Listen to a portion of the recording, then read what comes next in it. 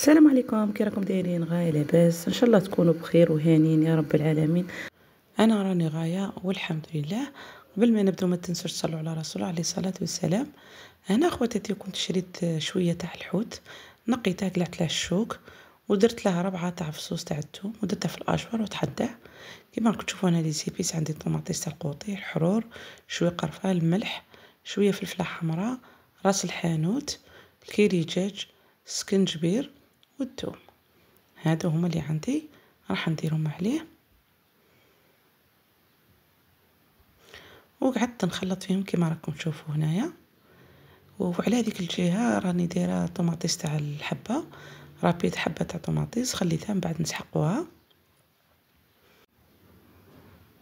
هنا كيما راكم تشوفوا راح ندير شويه تاع الزعفران ونزيد نخلطها مليح بالمغرف، ومن بعد نعجنها شويه بيدي، نزيد نعجنهم بيدي شويه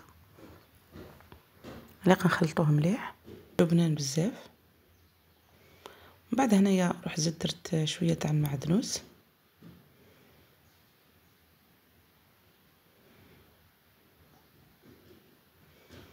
ما كاش عندك معدنوس ديري كزبر نورمال. ومن بعد هنا روح درت لهم شويه تاع الزيت ودرتهم هكذا على شكل ليبول، شكلتهم ليبول.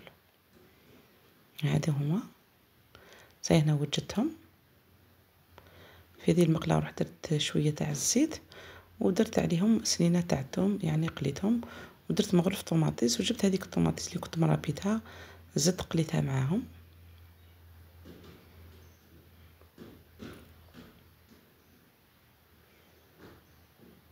هنا درت شويه فلفله حمراء، الحرور،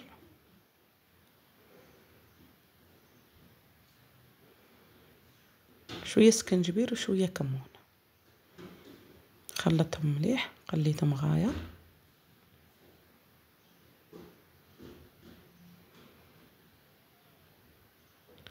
ومن بعد مرقت درت شويه تاع الماء، ما كترتش، ما ديروش الماء بزاف.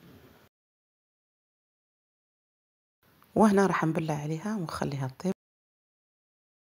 بعد هنايا وليت لقيتها طابت، حكمت هذوك ليبول ستفتهم حبه حدا حبه. والله يا خواتاتي جاو روعه وجاو حلوين، جات هذيك لاصوص حلوه بزاف، جات شابه. نتمنى تجربوهم، واللي جربهم تكتب لي في التعليقات،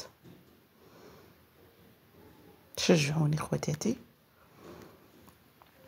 غطيتهم وخليتهم يطيبوا على نار مهيله. من بعد هنا طابوا، شوفوا كي خرجوا روعه الشيرات، شهيتكم في الجنه. درت معاهم كسره تاع الزرع وكنت مفوره الفول تاني. نتمنى يكون عجبكم الفيديو تاعي تاع اليوم، وصفه اليوم. ما تنسونيش خواتاتي بالجيم والاشتراك والبارطاج. سلام.